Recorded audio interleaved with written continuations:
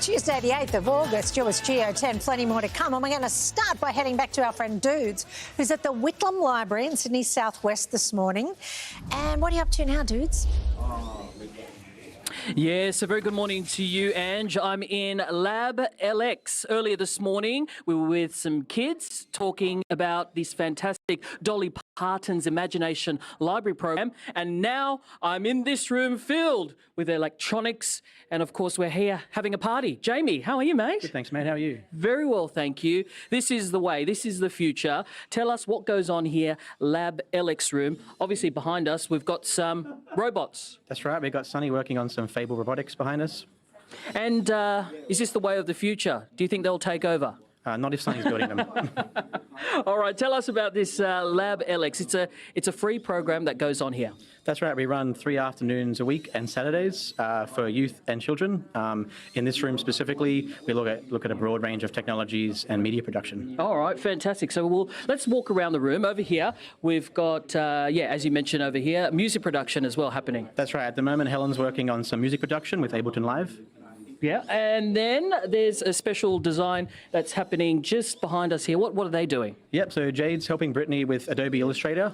We have all the software as part of the Adobe Creative Cloud, so it's perfect for graphic designers, video production, all that kind of stuff. Amazing, and I promise you, Jamie, that this is not AI questions that I'm generating. These are all this is real questions here.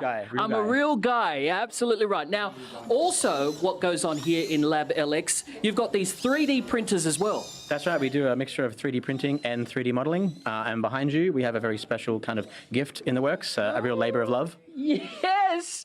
Gang, back there, we've got a little gift that the team here at Whitlam Library in Cabramatta, they've done for us. All right, Jamie, do you want to do the honours? Gang, have a look at this. What have you done here for us? Oh. Look at that! Wow. It's our very own...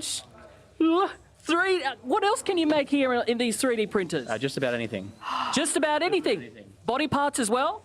Maybe one day. Oh, well. That's great. And what's going on here? You've got something special for us as well? That's right. So that's the kind of precursor to the one we've currently made. So this is the same thing in production. So we kind of borrowed a design from your website. We put it into a software called Fusion 360, and now we're rendering it in print. And how long does it take to make? What's the process in a snapshot? I mean, that print is taking about 8 hours. It currently has 6 hours and 3 minutes to go. And then as far as modeling goes, it takes as long as it takes. Amazing. Well, Jamie, let's go have lunch and dinner, and I'll be back here in about 6 hours and 3 minutes to come and collect our little gift. Thank you so much for having us, and let's go check out one of these computers, and maybe I could, I don't know, make a robot or something.